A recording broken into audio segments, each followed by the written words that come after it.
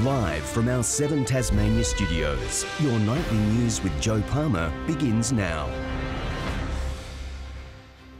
A gunman remains on the run tonight after a woman was shot inside a home in Triathlon. Police had attended the property the night prior to the incident and say the attack was targeted. A quiet street in a leafy suburb is a crime scene after a 47-year-old woman was shot in the leg in Triathlon's New World Avenue around 6 o'clock last night. We have conflicting reports that there were multiple shots fired. I can indicate that only one of those shots struck the victim. It left her with a broken femur. Police say witnesses under 18 years of age saw the shots fired. All inside the home were known to each other, but police have ruled out domestic violence as a cause. I wouldn't like to comment on the motivation of the offender until we've completed the investigation. Trouble had been brewing at the property, with police attending the address in the nights leading up to the incident. The other afternoon, heard what sounded like a gunshot or a firecracker or something go off. Last night, same thing, came home and there were heaps of cop cars and then an ambulance showed up. Of particular interest to police is how the gunman got away. It's not clear whether the suspect escaped on foot or in a car. Those details could help police track down the wanted person. Or any vehicles that they observed going from the scene. We're really interested to hear from those people. Police say the number of gun-related incidents in the state remains low. This case has shocked the otherwise peaceful street. Usually it's quite peaceful and quiet. The victim, who lives at another address in Newnham, is now recovering in the Launceston General Hospital. Anyone with information is asked to contact Crime Stoppers. Tom Johnson, 7 Tasmania News. 2 houses have been gutted by fire, with one believed to be deliberately lit following separate blazes in the state's north. Firefighters managed to save a home in Mayfield but were unable to stop flames reducing a Rossarden property to rubble. This is what neighbours woke to at 11 last night. Flames and smoke billow out the front room of a Mayfield Road home. So when crews arrived, the fire was coming out of that front window. And that's where we are basing the majority of our investigation at this stage. It took crews just 10 minutes to bring it under control as they raced to find out if anyone was inside. There was no one home at the time, but the attending crews were not aware of that information, so it was treated like there was somebody inside. Today, the full extent of the damage was revealed. The suspicious blaze also leaving a $300,000 damage bill. Meanwhile, there was little fire crews could do to save this Rossarden home, flattened by a blaze around 4 this morning. The remote location also hampering the brigade's response. Crews also forced to wait while power was disconnected to the burning building. This afternoon, only a few scorched clues remained. There's not a lot there obviously to work on, but that said, we still have our processes that we'll go through and try and investigate the fire. We do know that the premise was unoccupied at this point in time. Sean McComish, 7 Tasmania News. Tasmanian nurses and midwives have walked off the job once again today, taking to the streets as ongoing negotiations for better pay and conditions continue to break down. The union says it will not give up the fight, promising to protest into the new year if necessary. Their calls were hard to miss. What do we want? Recognition! When do we want it? Yeah! What do we The latest in a long line of strike action across Tasmania this year. Nurses and midwives walking off the job, demanding better pay and conditions. Today is really about nurses and midwives standing up, stepping forward, not only just for their own individual public sector negotiations, but in pursuit of safe and quality patient care. We've been on escalation level 4 for nearly 2 weeks straight, I think, and it's just everyone's burnt out. We're covering sick leave. We've got more grads and casual staff on our wards than we do actual regular staff. It's putting patients at risk. Negotiation meetings have so far failed, the government standing by its 2% wages cap. That is a pay rise that is affordable, it's reasonable, and indeed it's a pay rise that enables us to employ more nurses. The nurses who've walked off the job today don't do that lightly. They don't put their patients at risk. They have taken this action because they feel that the government's given them no other option. New data today revealing last year 6,000 more Tasmanians visited an emergency department compared to the year before, putting additional pressure on an already busy system. We have a very clear plan to employ more nurses within our hospital system, and indeed more resources in our healthcare system. Late this afternoon, teachers also met with the government to negotiate their new offer, following their own strike action just weeks ago. Michelle Wisby, 7 Tasmania News. A Tasmanian coroner has reiterated the importance of risk management in workplaces. Coroner Rod Chandler delivered findings into the death of Benjamin Wicks during pile driving at the Hobart Tip in 2013. A sling failed, releasing a 1-tonne pile which fatally struck the 32-year-old. The coroner found the death was preventable if a thorough risk management process was carried out to determine the safest way to complete the task. Police are trialling new techniques to detect drivers doing the wrong thing in slow or stationary traffic. It's part of a Christmas crackdown fighting bad driver behaviour, which contributes to crashes and unnecessary congestion. As city streets get busier in the lead up to Christmas, authorities have a warning they'll be watching out. The lead up to Christmas, as we all know, can be quite problematic. People tend to have to rush in for those last-minute gifts, so we actually see quite a significant increase in traffic congestion caused by driver behaviour. Police will be cracking down on those traffic triggers like queuing across intersections, stopping in keep clear zones and parking in clearways. What we are hearing and what we are seeing is frustration from motorists when they see people do the wrong thing, and it also encourages other motorists to do the wrong thing, thinking that they can take a shortcut and get somewhere quicker. As part of a new strategy, uniformed police will ride unmarked motorbikes. With cameras on their helmets, they'll pass through stationary or slow-moving traffic, looking for offences like drivers using a mobile phone. The use of the unmarked motorcycle will actually focus on a different technique in which we can be alongside the vehicle and see people that are using it. So the message at that point is, if you are driving, don't use your mobile phone. There's also the usual message around speeding and drink driving. Police reporting an incident yesterday in Devonport where a motorist registered 6 times over the alcohol limit at 8:30 in the morning. They say a timely reminder heading into the Christmas period. Michael Breen, 7 Tasmanian News. Tasmanian Parks and Wildlife say it's cracking down on stray dogs following the deaths of 30 penguins in Bicheno last week. The owner of a dog was fined after it was spotted by Dipipwi officers near the penguin rookery. The animal is not linked to the discovery of the dead penguins last Friday. The department says it's still investigating the incident and has received strong support from the community. Tasmanians have walked away winners from last night's ACTA Awards.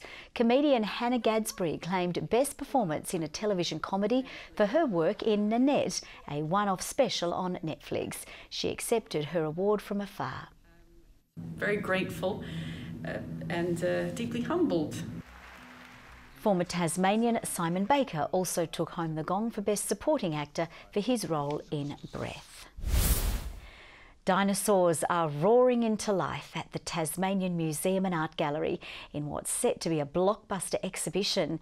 It explores the evolution of the creatures with fossils, reconstructed skeletons and the major draw card, large animatronic dinosaurs. Children coming face to face with the T-Rex at today's sneak peek of TMAG's latest exhibition. The big stars of the show, 4 animatronic dinosaurs. There's no doubt that animatronics, seeing these fully fleshed dinosaurs moving, roaring, growling, is what's going to attract a lot of audiences. So we've got 4 large-scale animatronics, including a very large T-Rex. The Dinosaur Revolution exhibition brings to life the creatures that have been unearthed, who once dominated more than 60 million years ago. Well, it's amazing that they lasted on Earth for over 200 million years. And some of them were so big, 4 or 5 buses long and about 40 elephants in weight. The exhibition traces the path of their evolution and includes more recent discoveries, like whether the dinosaurs had feathers. Scientists are now worked out methods to actually reproduce the colour of the dinosaurs, so you'll see spectacular colours of blues and oranges and pinks in the feathers. The show has been travelling parts of Australia, and due to the expense of bringing it here, tickets do come at a cost. But we've managed to keep it a really affordable price for the visitor, and we're hoping that it'll be a blockbuster show for Tasmania for the summer. The exhibition opens tomorrow and runs until May. Michael Breen, 7 Tasmanian News. A special guest is travelling with the Aurora Australis as it heads for Antarctica. Australian composer Gordon Hamilton was getting ready to depart Tasmania today. He scored a spot on the 4-week resupply mission to create what will be called the Aurora Symphony, a 20-minute musical piece, even using sounds from the voyage. These will be like soloists in an opera or soloists in a concerto. Be playing at the same time, so the orchestral music will interact with all these real sounds from Antarctica. I think the art's a fantastic way of communicating Antarctica and what we do in Antarctica to a wider audience. So the science is important, but then through the arts we get a whole nother level of the Australian community. The work will honour the iconic ship before it's replaced in 2020. Creatives will put their touch on everything from circus acts to opera performances at what's being dubbed a reimagined 10 Days on the Island festival for 2019. Tasmanians have been given a taste of what's to come, with the first performances from the program released today, along with a promotional video. A one-off show from a Bosnian singer is among the headline acts, although local performers will also enjoy plenty of time on the stage. Rather than thinking, hey, this is international artists are going to show us how it's done, we like to mix it up, have community projects as well as international artists, as well as the best that Australia can offer. 10 Days on the Island will be held across 3 weekends in the state's northwest, northeast and south in March next year. And Tasmanian students are playing their part in the season of giving, today handing over a cheque for $2,000 to Give Me 5 for Kids. The money was raised through a lot of house events, so things like our chapel services, Fox House fashion parades in previous years and things like that. We're hoping the money that we've raised will go towards helping sick children in hospital to help improve their health. Today's donation adding to well over $1 million raised across the state. Tasmanians are being urged to find ways to beat the heat, with the state's public health services issuing a warning for the hot days ahead. We're being asked to keep in touch with older or sick family and neighbours, and to check fans and air conditioners are in working order. Learning the signs of heat illness is also recommended. The mercury is tipped to reach the 30s in parts of the state tomorrow. It's been touted as the strongest Hurricanes WBBL squad to date, and with the side now at full strength, it's set to be tested this weekend. And after missing the whole of last season, star import Heather Knight is poised to make a big impact. After recently captaining England to the T20 World Cup final, Knight was forced to sit out of the Canes' opening WBBL match. A couple of days to shake off the jet lag and kind of get my head around where I am in the world. I went pretty much straight from the West Indies, a couple of days at home in London and obviously out here. And with a foot injury rubbing her out of WBBL 3, the world-class all-rounder is raring to go, having noticed a positive shift in dynamic under new coach and old friend Sally Ann Briggs. I was gutted to miss out last year, and it was quite hard actually being out here and watching the girls. So I'm delighted to get going. The setup as a whole has gone more professional. The girls are really sort of embracing what Sal's trying to do. But Briggs now faces a welcome dilemma at the top of the batting order, heading into their 2 clashes with the Melbourne Stars at Burnie's West Park this weekend, with Knight and fellow internationals Hayley Matthews and Smriti Mandhana pushing for the opening spots, and rising star Erin Fazakali coming off a blistering performance against the Scorchers. When a young girl goes out on, the first game of WBBO for on telly and is able to put performance in like that, it's going to be hard not to give her that opportunity again, I think. To the Sheffield Shield, and the Tigers will be out to solidify a top 4 spot on the ladder against Queensland in their last match before the Big Bash break. It'd be nice to sort of get a couple of wins on the bounce going into it and take a bit of confidence for when the group gets back together in February. But yeah, we've got our work cut out for us this week, no doubt. Queensland are a quality side. The action begins tomorrow morning at Blunston Arena. Young Tasmanian cyclist Anya Lowe has been rewarded for an impressive year on the roads and named among a field of world-class riders in the UniSA women's team to compete in the 2019 Santos Tour Down Under. It will be the 17-year-old Devonport product's first race against an international elite age field, with the event kicking off on January 15 in Adelaide. After wild weather wreaked havoc on the event last month, students have been treated to picture-perfect conditions for the second and final day of the school's Triathlon Challenge at Bellreef Beach. Aiming to promote active and healthy lifestyle choices for Tasmanian students, almost 3,000 of them got involved today, with funds raised going towards Diabetes Tasmania.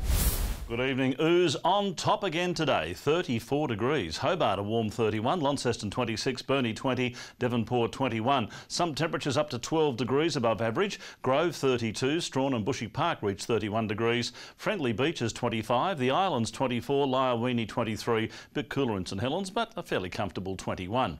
Low-level cloud cleared the north coast today as patchy thin high-level cloud moved across later. A cloud band does extend back from our west through to Western Australia.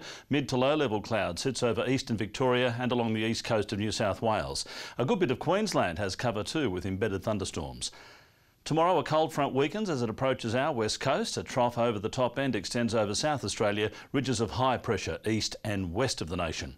The winds northwest northeasterly at 10 to 20 knots, becoming variable before a late change back to the northwest northeast at 20 to 30 knots over the far northeast.